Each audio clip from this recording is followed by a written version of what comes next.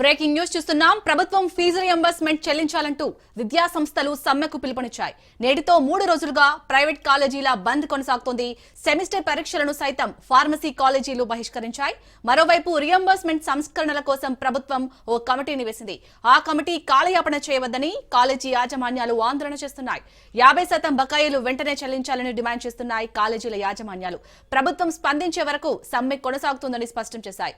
రాష్ట్ర వ్యాప్తంగా 18,000 private engineering కాలేజీలు, పీజీ కాలేజీలు, డిగ్రీ కాలేజీలు బంద్ లో పాల్గొంటున్నాయి.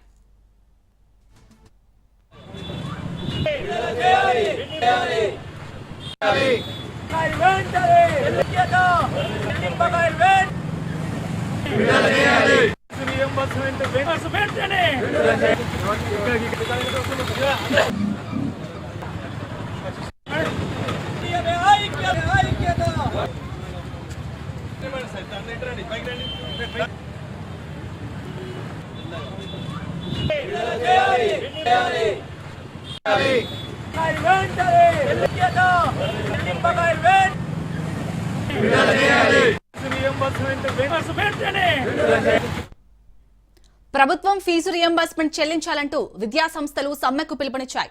నేటితో 3 రోజులుగా ప్రైవేట్ కాలేజీల బంద్ కొనసాగుతోంది. సెమిస్టర్ పరీక్షలను సైతం ఫార్మసీ కాలేజీలు బహిష్కరించాయి. మరోవైపు రియంబర్స్మెంట్ సంస్కరణల కోసం ప్రభుత్వం ఓ కమిటీని వేసింది. ఆ కమిటీ కాలయాపన చేయవద్దని కాలేజీ యాజమాన్యాలు ఆందోళన చేస్తున్నాయి. 50% బకాయిలు వెంటనే చెల్లించాలని డిమాండ్ చేస్తున్నాయి కాలేజీల యాజమాన్యాలు. ప్రభుత్వం స్పందించే వరకు సమ్మె కొనసాగుతుందని స్పష్టం చేశాయి. రాష్ట్ర వ్యాప్తంగా 18,000 ప్రైవేట్ ఇంజనీరింగ్ కాలేజీలు, పీజీ కాలేజీలు, డిగ్రీ కాలేజీలు ఈ బంద్ లో పాల్గొంటున్నాయి.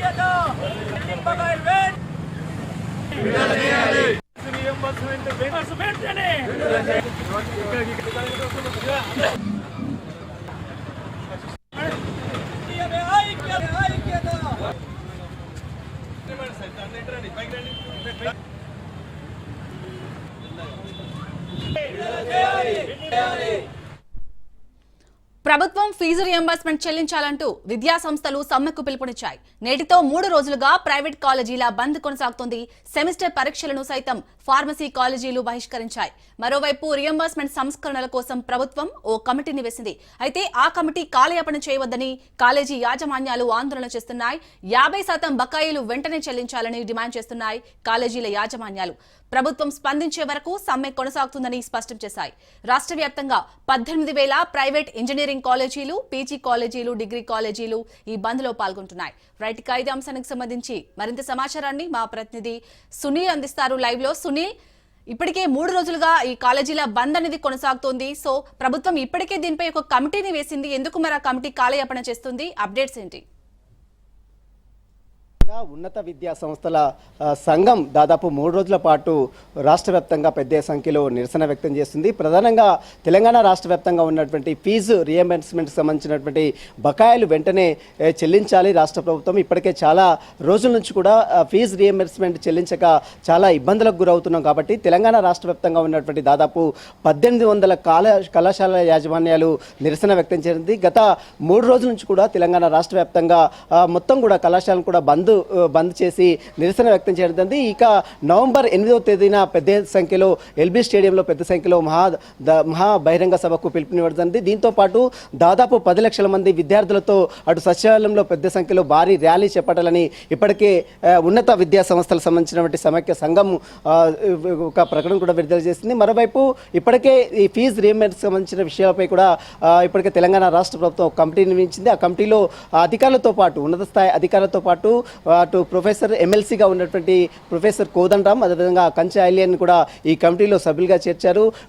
బకాయిల ఎంత మేరకు రాష్ట్ర వ్యాప్తంగా ఉన్నత విద్యా సంస్థలకు సంబంధించిన బకాయిలు ఉన్నాయి, వాటికి సంబంధించినటువంటి పూర్తి వివరాలు సమర్పించాలని ఇప్పటికే కమిటీకి రాష్ట్ర ప్రభుత్వం రాష్ట్ర ముఖ్యమంత్రి రేవంత్ రెడ్డి ఆదేశాలు జరిచింది. మొత్తం మీద ఇప్పటికే ఫీజు బకాయిల చెల్లింపులకు సంబంధించిన విషయంలో రాష్ట్ర ప్రభుత్వము నిర్లక్ష్యంగా వ్యవహరిస్తుందని పెద్ద సంఖ్యలో ఉన్నత విద్యా సంస్థ సంబంధించినటువంటి సంఘం పెద్ద ఎత్తున ఆరోపణలు చేస్తున్న నేపథ్యంలో దీనికి సంబంధించిన ప్రభుత్వం ఎలాంటి నిర్ణయం తీసుకుంటుంది, ప్రభుత్వం ఇప్పటికైనా ఫీజు రీయింబర్స్మెంట్ సంబంధించిన విషయాలపై కూడా పూర్తిగా బకాయిలు చెల్లింపిస్తుందా లేదా అనే దానిపై కూడా ఈ కమిటీ పూర్తి నివేదిక ఇచ్చిన తర్వాత దీనిపై రాష్ట్ర ప్రభుత్వం నిర్ణయం తీసుకునే అవకాశం ఉంది. మరోవైపు ఫీజు రెగ్యులర్గా చెల్లించేటువంటి విద్యార్థులపై తీవ్ర నష్టం వాటిల్లే అవకాశం ఉంది. ఒకవేళ ఫీజు రీయింబర్స్మెంట్ వస్తున్నటువంటి విద్యార్థులపై సంబంధించిన విషయంలో మరి అన్ని కళాశాలలు ఈ విధంగా బంద్ చేయడంపై కూడా రాష్ట్ర ప్రభుత్వం కొంత ఆందోళన వ్యక్తం చేస్తుంది.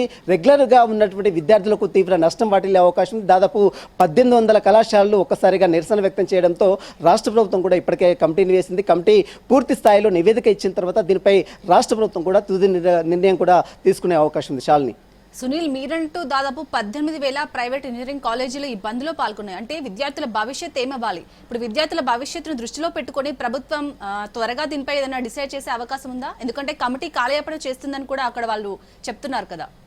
ఎస్, ఖచ్చితంగా మొత్తం 1800 కళాశాలలు ఈ నిరసనలో ప్రస్తుతం అయితే పార్టిసిపేట్ చేయడం జరుగుతుంది. ఇందులో ఫార్మా మెడికల్ కళాశాలలు కావచ్చు, ఇంజనీరింగ్ కళాశాలలు కావచ్చు, లా కళాశాలలు కావచ్చు, బీడీ కళాశాలలు కావచ్చు, చాలా కాలేజీలు కూడా ఇందులో నిరసన వ్యక్తం చేసిన జరుగుతుంది. కాబట్టి రెగ్యులర్గా ఫీజు చెల్లించేటువంటి విద్యార్థులు సైతము చాలా నష్టపోయే అవకాశం ఉంది. మామూలుగా ఫీజు రీఇంబర్స్మెంట్ చేసేటువంటి విద్యార్థులకు కొంత నష్టం వాటిల్లినప్పుడు కూడా రెగ్యులర్ స్టూడెంట్స్ ఎవరైతే ఫీజులు చెల్లిస్తున్నటువంటి విద్యార్థులు సైతం కూడా కొంత తీవ్రంగా నష్టం వాటిల్లే అవకాశం ఉంది. కాబట్టి దాని విషయంలోనే తెలంగాణ రాష్ట్ర ప్రభుత్వం ఫోకస్ చేస్తుంది. ఇప్పటికే దీనిపై ఉన్నత స్థాయి కమిటీని కూడా వేసింది. అందులో చాలా మంది అధికారులతో పాటు ఎమ్మెల్సీగా ఉన్నటువంటి ప్రొఫెసర్ కోదండరామ్, అదేవిధంగా ఉస్మానియా యూనివర్సిటీ ప్రొఫెసర్గా ఉన్నటువంటి కంచె ఐలియన్ కూడా ఇందులో కమిటీలుగా నియమించింది. కాబట్టి ఆ కమిటీ నివేదిక ఇచ్చిన తర్వాత అసలు రాష్ట్ర వ్యాప్తంగా ఉన్నటువంటి ఫీజు బకాయిలు ఎంత మొత్తంలో బకాయిలు ఉన్నాయి, వాటి చెల్లింపుల విషయంలో ఎలాంటి దఫాలుగా కొన్ని దఫాలుగా ఈ చెల్లింపుల విషయంలో ప్రభుత్వం నిర్ణయం తీసుకోవాలన్నా లేదా అన్న దానిపై కూడా కమిటీ ఇచ్చేటువంటి నివేదిక తర్వాత కూడా పూర్తి స్థాయిలో ఒక క్లారిటీ కూడా వచ్చే అవకాశం ఉంది. మొత్తం మీద ఒకవైపు రాష్ట్ర ప్రభుత్వం కమిటీ వేసినప్పుడు కూడా మరోవైపు ఉన్నత స్థాయి సంబంధించినటువంటి కమిటీ సంఘం మాత్రం ఖచ్చితంగా నిరసనకు పిలుపునివ్వడం. లక్షలాది మందితో సచివాలయం నుంచి కూడా పెద్ద సంఖ్యలో ఆందోళన బాటపట్టారు. నవంబర్ 8వ తారీఖున భారీ బహిరంగ సభలు కూడా పిలుపునివ్వడం. ఆ బహిరంగ అంటే ఆ లోపే రాష్ట్ర ప్రభుత్వం దీన్ని పరిష్కరిస్తుందా లేదా దీనికి సంబంధించినటువంటి వివరాలకు సంబంధించిన దానిపై ఒక క్లారిటీ ఇస్తుందని మాత్రం చూడాల్సిందని చెప్పవచ్చు. Shalini, right, thank you Sunil.